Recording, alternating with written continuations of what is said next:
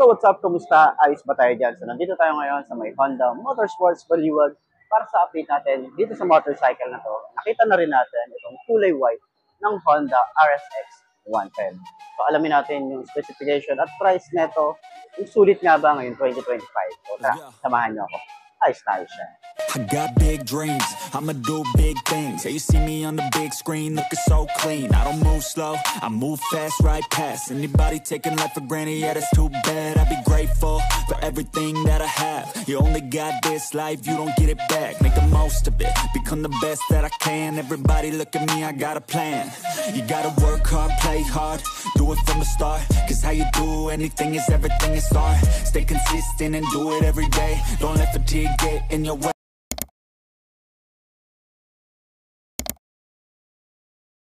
So yun na nga, nakita na rin natin ngayong 2025 yung kulay white ng Honda RSX 110 Special Edition. So alamin na natin bakit nga ba siya special. Umpisahan na natin yung ating walk around para dito sa motorcycle na to. Ano nga bang meron dito? Alamin na natin yan. Walk around na natin. Let's go. So ayun na nga, meron tayo rito headlight na bulb type.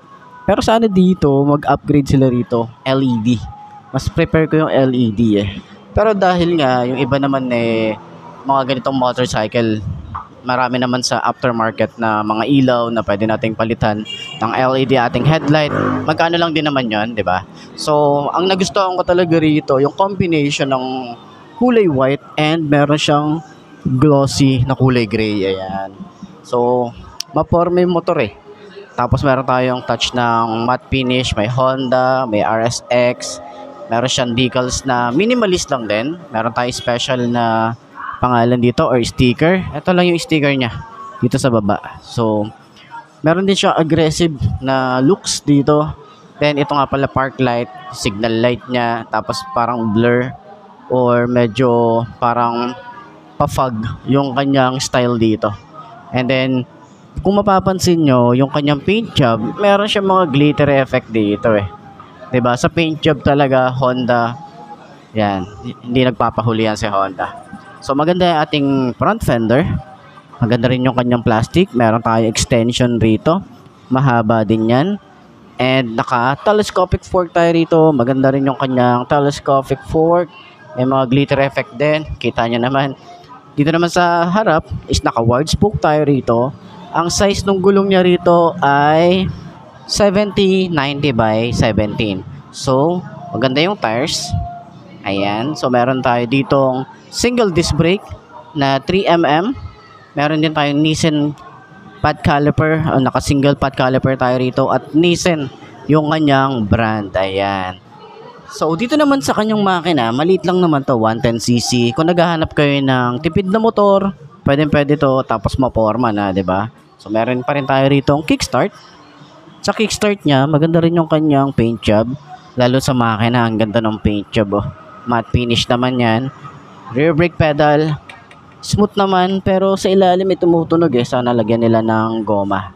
'Di ba? Para at least kapag bumabiyahe tayo, hindi siya yung tutunog-tunog eh. Footpegs natin dito, combination ng rubber and metal. Meron tayong bracket dito. And dito naman sa side, meron tayong decals. Napaka-minimalist lang. Kulay red, white, and gray. Ayan. Tapos dito matte finish na kulay black. Kaya ang ganda ng combination niya. White sa harap, pagdating dito kulay gray and then black, 'di ba? So kanyang parts dito, pwede tayong maglagay dito ng bracket. Tapos parang alam mo yung grills na style. And then pwede natin paglagyan ng gamit natin. Ayan. Ignition, meron tayong shutter lock dito and pansin natin dito, maporma naman siya pero simple lang. Dito na rin binubuksan yung ating seat. Ayan. So, sa kanyang handlebar, naka-upright position tayo rito. Kaya sa long ride, hindi tayo mag-worry na sumakit yung ating braso rito. Ayan. So, sa kanyang panel gauge, naka-analog type pa rin tayo rito. Pero sana update para dito. Kahit digital, 'di ba?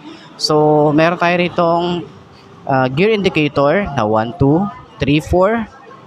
Neutral, signal light, naka-high beam, check engine, fuel gauge, speedometer, odometer, Honda logo and maganda, maporma yung ating yung panel dito. Ayan, yung dashboard natin dito. Ayan, matte finish din yan. Sa mga switches, alam naman natin si Honda hindi nagpapahuli pagdating sa mga switches. Magaganda talaga yung kanilang switches. Dito sa side, electric starter. So, pag nag-on tayo dito ng motorcycle or in-on natin yung engine, naka-automatic on na yung ating ilaw. Ayan. So, naka-high and low. Wala tayong flasher, busina, signal light. So, wala rin tayo rito hazard switch. And, naka-semi-automatic tayo rito. Sa grip niya, sobrang kapit na ito. Dito rin sa side, sobrang kapit din. So, para siyang naka-quick throttle, napakababaw lang. And then, sobrang responsive din ng kanyang throttle. Ayan. Sa grip, ang kapit Napaka-sticky no? And then, yung ating lever, ayan, smooth lang din naman. Malapad din. And sa ating upuan, malambot, pero nasa gitna siya. Hindi siya yung sobrang lambot. Hindi rin siya yung sobrang tigas. Ayan. May mga stitches din tayo rito. Yung ating leather, maganda. Ayan, talagang fit na fit yung pagkakagantak dito. Ayan. Makapal yung foam pero hindi siya ganun kalambutan And yung ating ilalim, ayan ang ganda ng pagkakagantak dito. So meron tayo rito helmet hook, lagayan ng ating mga tools dito sa compartment. Ito yung kanyang side mirror, manual, and then kahit pa paano meron tayo rito mapaglalagyan ng mga gamit natin. So malinis lang yung part dito ng kanyang gas tank.